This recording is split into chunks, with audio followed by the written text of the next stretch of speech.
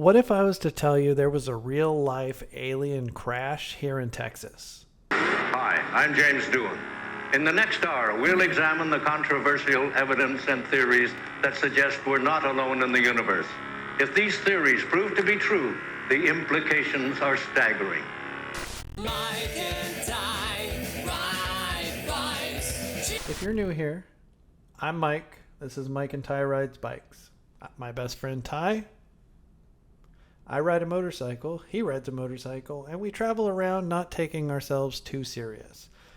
We've both had near-death experiences, so now we just have fun. We investigate true crimes, ghost stories, UFO stories, cool motorcycle spots, small businesses that you have to try.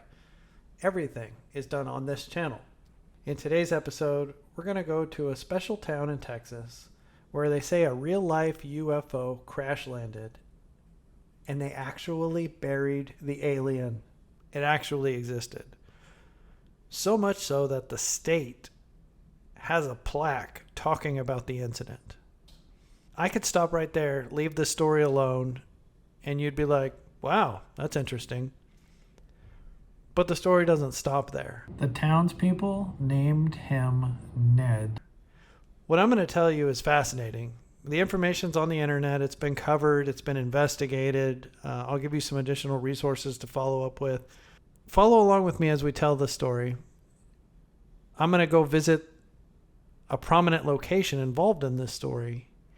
And at the very end, I'm going to shed a little bit of insight from my friend Ralph.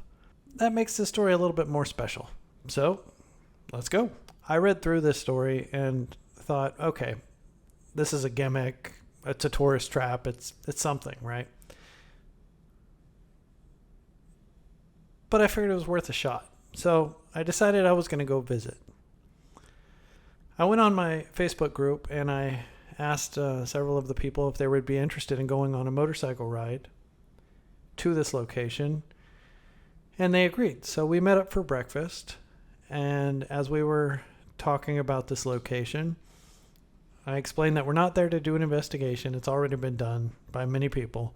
All we're there to do is to see the locations where these events took place. We checked it out. We went there. It was awesome.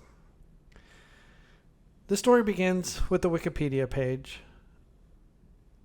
And the events that unfolded were on a private property farm area in Aurora, Texas.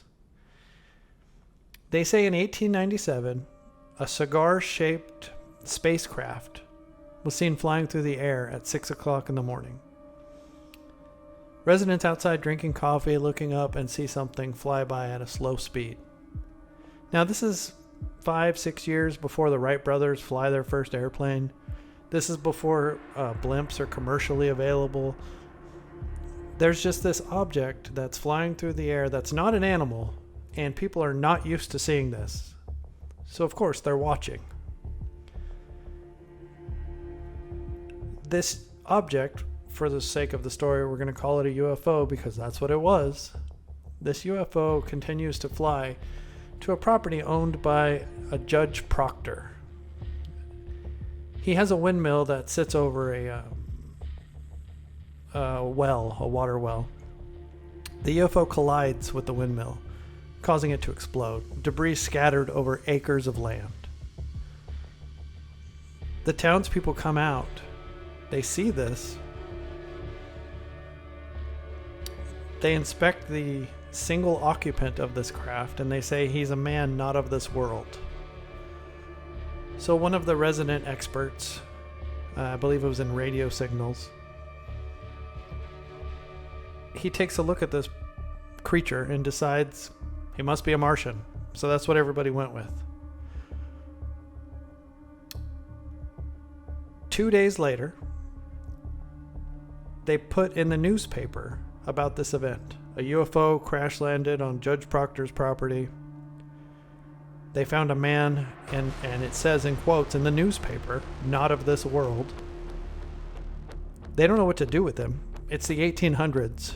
They can't call the next of kin. So they did the next best thing. They gave him a Christian burial.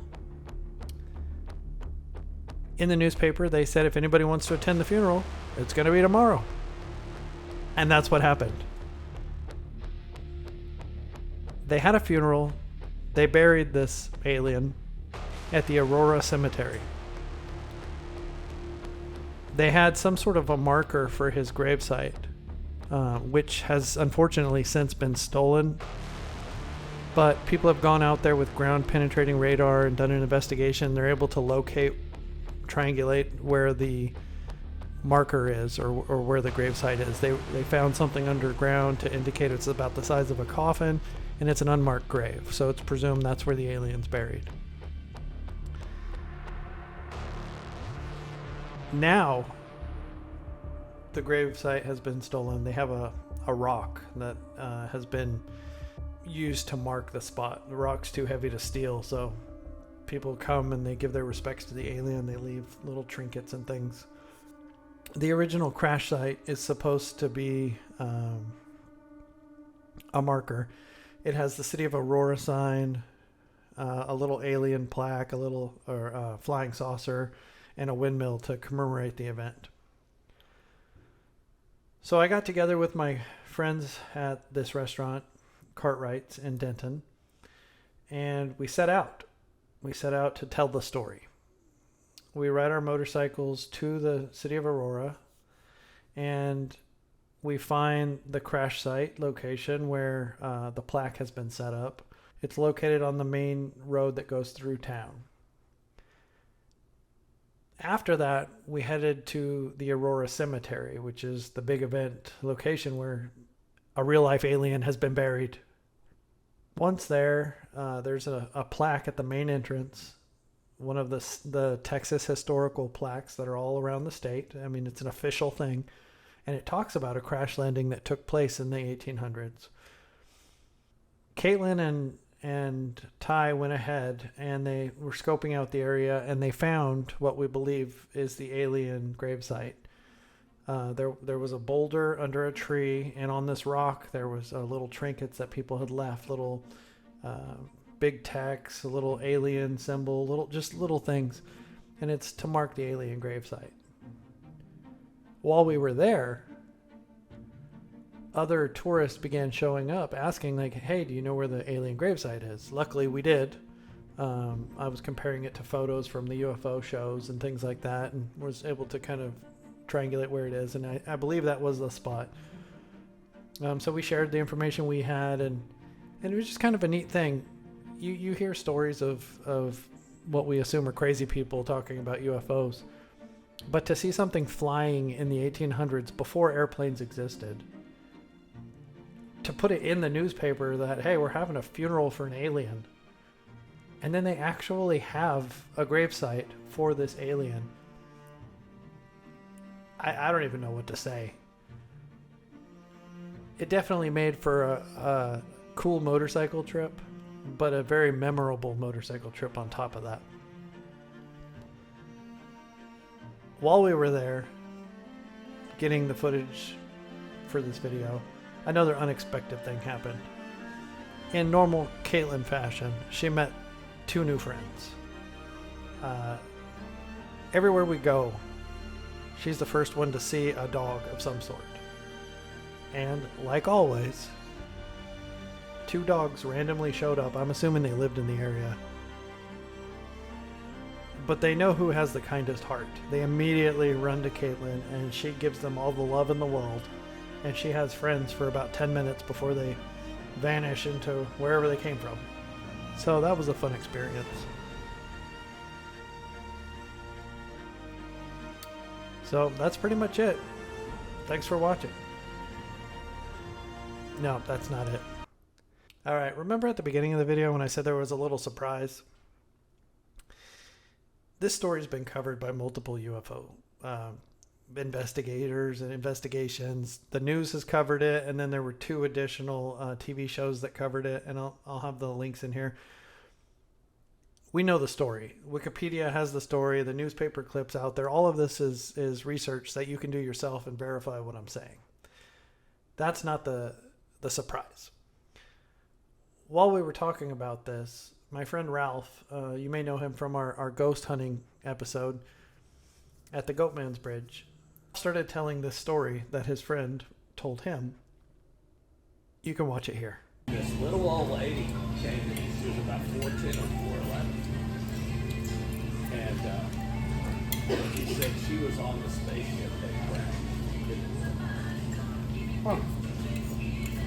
She was on a spaceship that crashed in what? Aurora? She was on the spaceship. The spaceship. The spaceship. The one we're investigating. Right. She said there were 2 people on it, and so he asked her, "Well, how old are you?" And she goes, "I don't know." In Earth years, I'd say several hundred at least. And he said, "So, why have you aged?" And she told him, if I get it right, let's see. She wears, in the aircraft, she wears a suit from head to toe, and it prohibits rays that affect their bodies. And when they crash, they had to become a member of the community. And so they couldn't wear suits everywhere.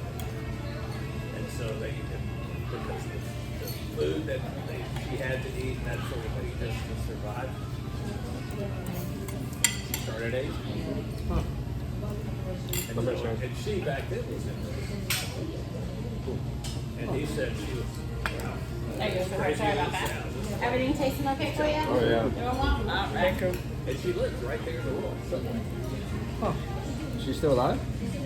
I don't know. The totality is pretty incredible. All the townspeople getting together saying this happened. They actually bury this creature.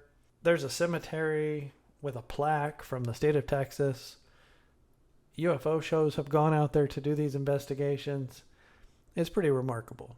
I'm normally skeptical when it comes to any of these investigations, whether it's ghost hunting or UFO investigations. And I think that's good because you don't want to go into something with a bias. It's not a true investigation if you go into it automatically assuming one thing. I'm open, I'm skeptical, and I investigate. In this case, I didn't dig around or anything, but there is a question that remains. Throughout these investigations, the UFO shows have gone and requested to exhume this alien's body from the graveyard.